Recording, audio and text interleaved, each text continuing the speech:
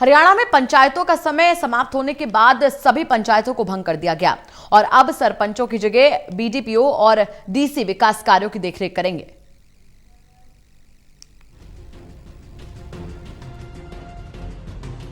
हरियाणा में पंचायतों का समय समाप्त होने के साथ ही सभी पंचायतों को भंग कर दिया गया है।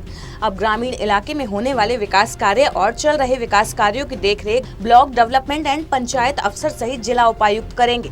वो इन कार्यों के बारे में पूर्व सरपंचों से इसका जायजा लेते रहेंगे।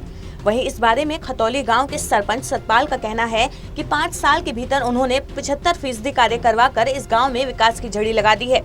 उनका कहना है कि अभी भी कुछ कार्य बाकी रह गए हैं जिन्हें वो जल्द पूरा करवाने की कोशिश करेंगे।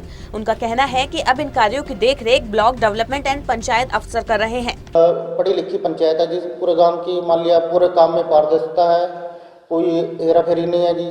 पंच भी एक चीज पढ़ के देखता है कि भी हाँ क्या लिखा हुआ क्या नहीं। तो ये है जी, देखो काम तो हमने देखना है कि भी काम सही ढंग से हो रहा है, क्योंकि काम तो मेरे गाँव का है ना, तो काम तो मैं देखूंगा जी। मटेरियल कैसा लग रहा है, काम सही ढंग से हो रहा है या नहीं हो रहा, उसकी देखरेख भी करनी है। देखरेख हम ही करेंगे, काम चाहे प्रशासन कराएगी। चलो ये इसके बारे में सरकार की और किसानों की बातचीत जारी है जी। आज नहीं तो कल इसका हल तो कुछ ना कुछ निकलेगा जी। जैसे ही इसका हल निकलता है, मार्च अप्रैल में इलेक्शन भी हो जाएंगे जी।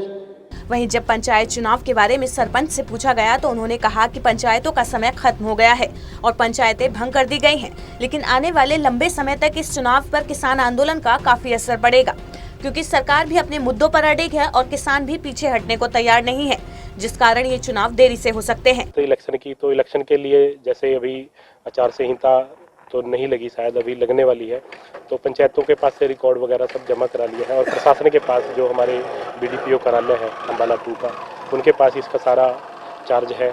तो जैसे भी वो जो भी हमारी समस्याएं हैं गाँव वासियों की, उनमें हम जो भी सहयोग बनेगा वो उनके लिए हमेशा करते रहेंगे। बिल्कुल है जी, किसान आंदोलन एक बहुत बड़ा मुद्दा है इस समय, जो राष्ट्रीय स्तर का मुद्दा है और कहीं ना कहीं सरकार इसमें विफल है, क्योंकि उन्होंने सरकार को बात करनी चाहिए। किसान है जो वो गांव के किसान है और किसान एक रीढ़ की हड्डी है हर गांव की और देश की और प्रदेश की, तो उनसे बातचीत सरकार को जरूर करनी चाहिए। और कहीं ना कहीं इस पंचायती इलेक्शन को पीछे करने का कारण भी किसान आंदोलन ही हो सकता है, क्योंकि लोग बहुत सारे संख्या में हमारे गांव से भी, आसपास के सभी गांव से इस आंदोलन में बड़ी अपनी भूमिका निभा रहे हैं। गांव के सरपंच का ये भी मानना है कि किसान आंदोलन का असर पंचायत चुनाव पर भी पड़ सकता है, लेकिन सरकार किसानों से जल्द बातचीत करके इस मसले को सुलझा लेगी, जिससे गांव में पंचायत चुनाव जल्द हो जाएंगे और उसके बाद गांव में रुके हुए विकास कार्यों को भी दोबारा शुरू कराया जाएगा।